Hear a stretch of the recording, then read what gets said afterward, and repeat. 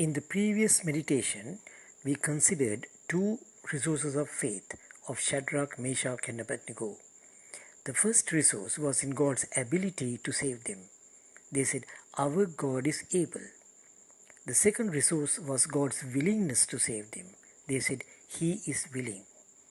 Today we consider the third resource of faith. The three young men said, "But even if he does not, we want you to know, O king, that we will not serve your gods or worship the image of gold you have set up." What did they mean by this? What they meant was that although we know that God is able, and although we know that our God is willing, we do not know His working on this occasion. God may not act in the way that we want. He may have a better plan for us. Therefore, even if He does not save us, even if we are burned to death in the furnace, we are prepared to leave the whole issue in the hands of God, and we will not worship your God. If you and I can have this third resource of faith, we can say that our faith in God is complete. We should know that God has a plan for each and every one of us. He doesn't act towards me in the same way that He does for you. For example, Peter went out to preach and he won 3,000 souls to Christ. Stephen went out to preach, but he was stoned to death. Shadrach, Meshach and Abednego took God at His word. They knew that their God would be with them to the very end. Even if they were thrown into the furnace, they knew that their God would not abandon them, nor forget them in their hour of trouble.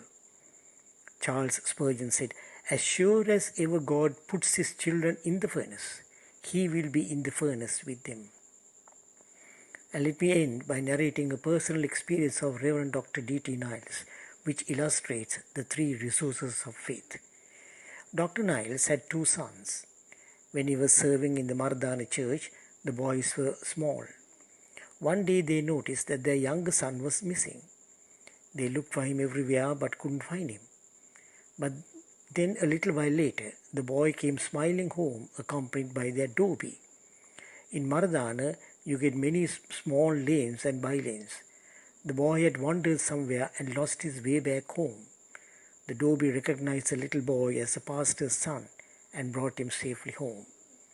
While having dinner, Dr. Niles asked Mrs. Niles, "What did you think about God when our son was lost?" Prompt came the reply from Mrs. Niles, "I knew for certain that God would bring our son back to us." And then Mrs. Niles asked Dr. Niles, "What did you think about God when our son was lost?" I would like very much if we can keep in mind the words of Dr. Niles.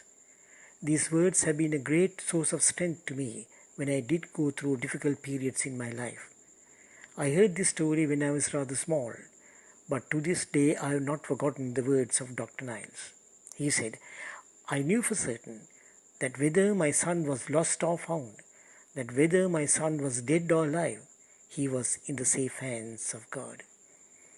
Let us examine these two statements. Mrs. Niles said, "I knew for certain that God would bring our son back to us." We find in this statement the first two resources of faith. What Mrs. Niles said was something like this: "I knew that God is able to find my son, and He is willing to bring him back to us." God is able and God is willing. But in the statement made by Dr. Niles, we find the third resource of faith too, in addition to the first two. What he meant was something like this: "I knew that God is able to find my son, and that He is willing to bring him back to me.